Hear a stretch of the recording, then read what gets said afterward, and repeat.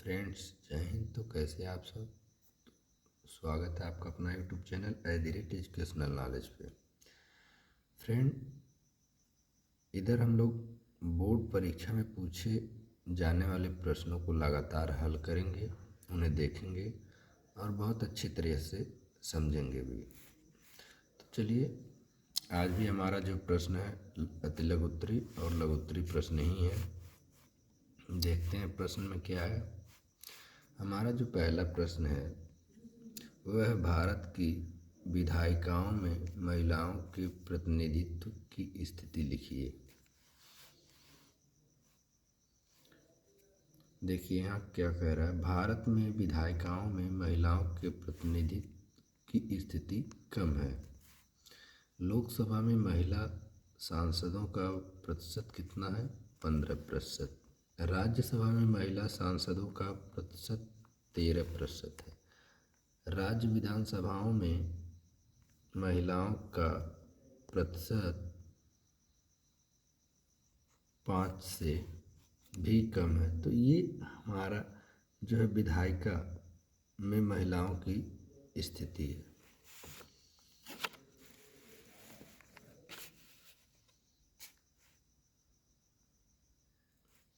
हमारा अगला जो प्रश्न है, उत्तरदायी शासन के 2 दोष लिखिए। इस व्यवस्था में सामूहिक उत्तरदायित्व की भावना का पूर्णतया अभाव था और मंत्री तथा लोक सेवकों के बीच बराबर तनावपूर्ण संबंध बना रहता था। इस प्रकार आंशिक उत्तरदायी शासन यानी द्वैध शासन हर दृष्टिकोण से असफल रहा। द्वैध का मतलब यहाँ देखिए, जो शासन केवल एक लोगों के हाथ में न होकर के एक से अधिक लोग के हाथ में बांटा गया हो।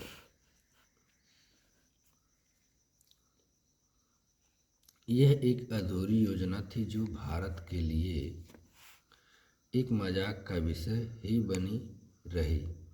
तो ये उत्तरदायी शासन के 2 दोष थे।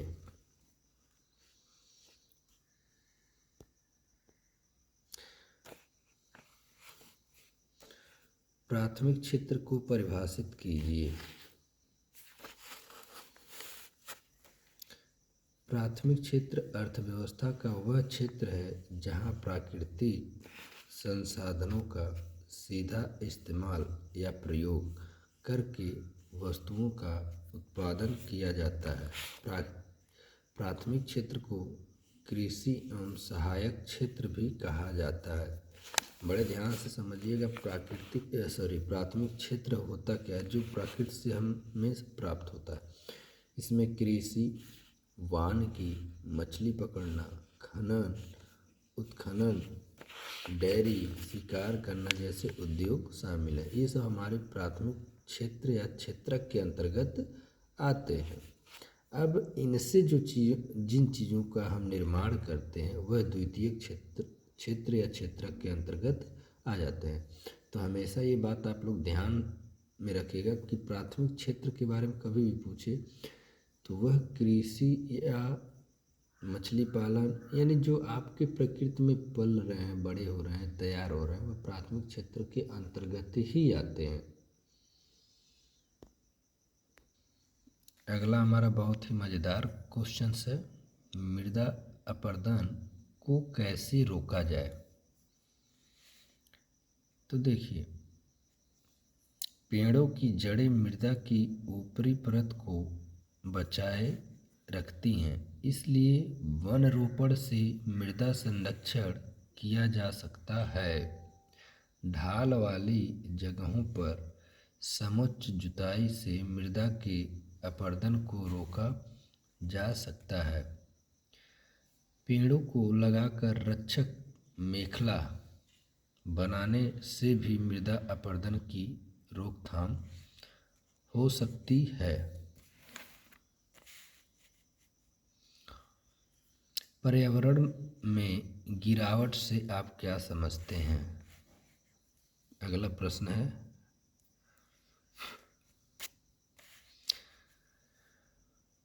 पर्यावरण में गिरावट का मतलब है पर्यावरण की गुणवत्ता में कमी होना। यानी जब भी हमारे पर्यावरण की गुणवत्ता में कमी आएगी तो वह गिरावट के ही अंतर्गत देखा जाएगा। यह किसी भी तरह का ऐसा बदलाव या गड़बड़ी है जिसे हानिकारक या अवांछनीय माना जाता है। पर्यावरण में गिरावट के कुछ कारण ये भी हैं, जैसे संसाधनों की कमी, पारिस्थितिकी तंत्रों का विनाश, आवास का विनाश, वन्य जीवों का विलुप्त होना, प्रदूषण आदि। ये सब हमारे प्रकृति को क्या कर रहे हैं? अशुद्ध कर रहे हैं, अर्थात उसकी गुणवत्ता को कहीं ना कहीं वो कम कर रहे हैं। तो ये है हमारा प्राकृतिक पर्यावरण में गिरावट।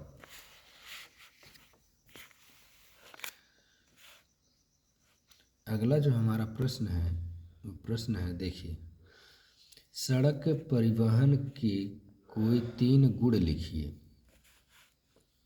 परिवहन मतलब जो एक स्थान से दूसरे स्थान लाने ले जाने के कार्य करते हैं। सड़क परिवहन के 3 गुण ये हैं, क्या क्या है? सड़क परिवहन से कृषि का विकास होता है। सड़क मार्ग से कृषिगत उत्पादों को बाजार तक पहुंचाया जा सकता है। आप सभी लोग जानते हैं कि परिवहन के ही माध्यम से ले जाते हैं। सड़क परिवहन अन्य परिवहन साधनों के उपयोग में एक कड़ी के रूप में भी काम करता है। सड़कें रेलवे स्टेशन, वायु पन्तनों को भी जोड़ता है या जोड़ती है। सड़क परिवहन की देखभाल की लागत कम आती है। तो देखिए, देखभाल की लागत कम आती है। देखिए, अब ये प्रश्न जो भी बनाया गया है ये कहीं न कहीं पेपर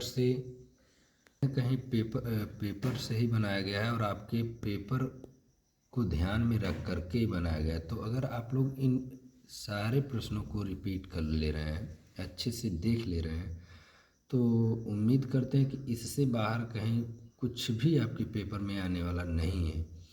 क्योंकि अगर आप लोग हमारा स्टार्टिंग से क्लास देखेंगे तो सामाजिक विज्ञान के वो सारे क्वेश्चंस मिल जाएंगे जो बहुविकल्पी के रूप में पूछे गए हैं या पूछे जाने की संभावना है। क्योंकि हम बहुविकल्पी MCQ क्वेश्चंस बहुत ज़्यादा करवाए हैं। तो अब एग्ज़ाम्स भी आप लोग के लगभग करीब में ही तैयारी में लग जाइए। और अगर हमारे चैनल पे नए हैं तो सब्सक्राइब ज़रूर करिए, लाइक शेयर भी करिए। चलिए अगला हमारा प्रश्न देखते हैं, कौन सा हमारा प्रश्न है। भारतीय लोकतंत्र की 3 विशेषताएं लिखिए। देखिए, जो भारत का लोकतंत्र है उसकी 3 विशेषता ही हमें लिखना है। हालांकि विशेषताएं तो बहुत सारे हैं लेकिन मुख्य रूप से 3 ही देखेंगे। भारतीय लोकतंत्र की प्रमुख विशेषताएं निम्न है। पहला, भारत का लोकतंत्र लिखित संविधान पर आधारित है। हमें पता है कि हमारा संविधान जो है कैसा है, लिखित है और विस्तृत भी है। ये भी बात आप ध्यान में रखेंगे।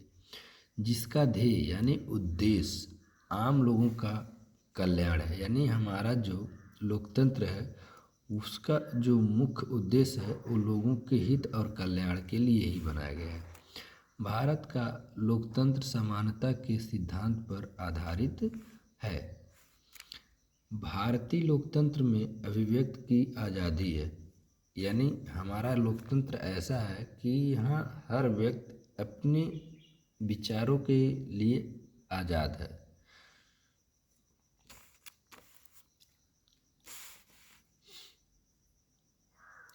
अगला क्वेश्चन, जर्मनी का एकीकरण कब कैसे हुआ? मतलब जो भी क्वेश्चंस लाए हैं आप पेपर्स प्रीवियस ईयर के उठा करके देखेंगे तो ये क्वेश्चंस आपको कहीं ना कहीं ज़रूर मिलेंगे। तो इसलिए आप लोगों से विनम्र निवेदन है कि इन क्वेश्चंस को आप लोग ध्यान से पढ़िए और ज़्यादा से ज़्यादा लिखने का प्रैक्टिस करिए। क्योंकि समय धीरे धीरे निकल जाएगा, एग्ज़ाम्स सर पे हैं, ये पता नहीं चलेंगे। तो तैयारी आज ही से हम करें। जर्मनी का एकीकरण 18 जनवरी 1871 को हुआ था। इस ऐतिहासिक प्रक्रिया में मध्य यूरोप के कई छोटे छोटे राज्यों को मिलाकर जर्मन साम्राज्य का निर्माण किया गया था। देखिए यहाँ एकीकरण कब हुआ था? 18 जनवरी 1871। जर्मनी के एकीकरण में ऑटो वन बिस्मार्क का अहम योगदान था। अर्थात यह कह लीजिए कि जर्मनी के एकीकरण में जो मुख्य भूमिका निभाने वाले थे वह ऑटो वन बिस्मार्क ही थे, अर्थात उसके एक कर्ता धर्ता भी माने जाते हैं। चलिए इस क्वेश्चंस को मिस भी मत करिएगा आप लोग थोड़ा सा भी, क्योंकि ये क्वेश्चंस लगभग हर बार पूछा जाता है।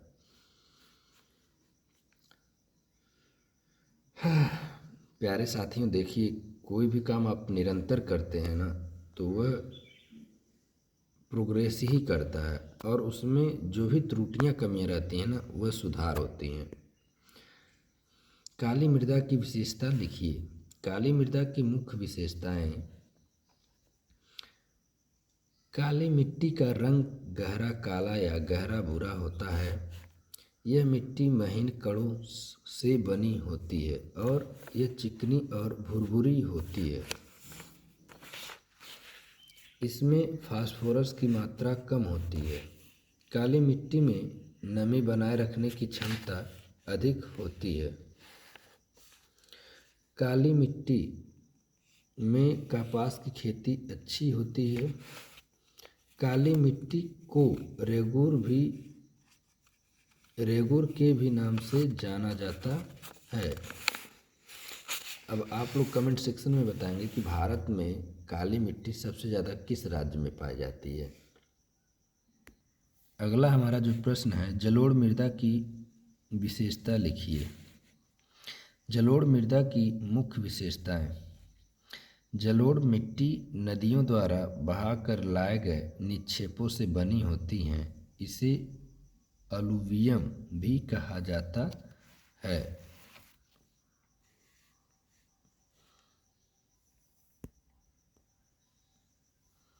यह मिट्टी बहुत उपजाऊ होती है और इसमें पोषक तत्वों की प्रचुर मात्रा होती है। जलोढ़ मिट्टी में रेत, सिल्ट और मृत्तिका के अलग अलग अनुपात पाए जाते हैं। जलोढ़ मिट्टी में जल धारण क्षमता अधिक होती है। यह मिट्टी मुख्यतः नदियों के किनारे और डेल्टा क्षेत्रों में पाई जाती है। जलोढ़ मिट्टी भुरभुरी या ढीली होती है।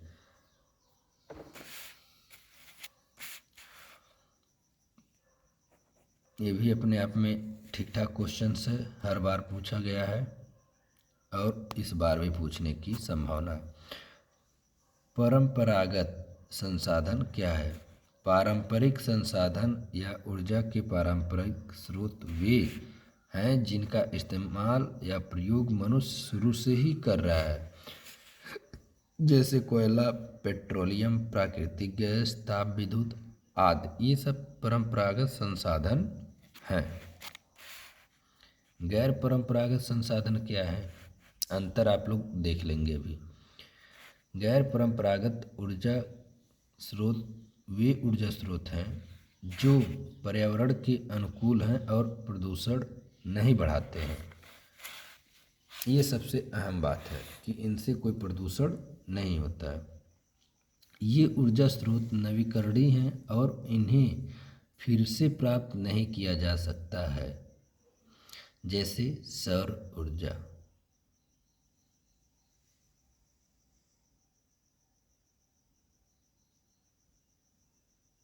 ये ऊर्जा स्रोत नवीकरणीय हैं और इन्हें फिर से प्राप्त किया जा सकता है।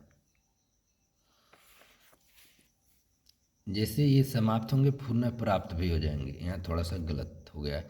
सौर ऊर्जा, पवन ऊर्जा, ज्वारीय ऊर्जा, समुद्री ऊर्जा, भूतापीय ऊर्जा, बायोगैस, परमाणु आदि। अर्थात इनसे कोई प्रदूषण भी नहीं होगा और ये अगर समाप्त होता है तो फिर ये हमें पुनः प्राप्त भी हो जाएंगे।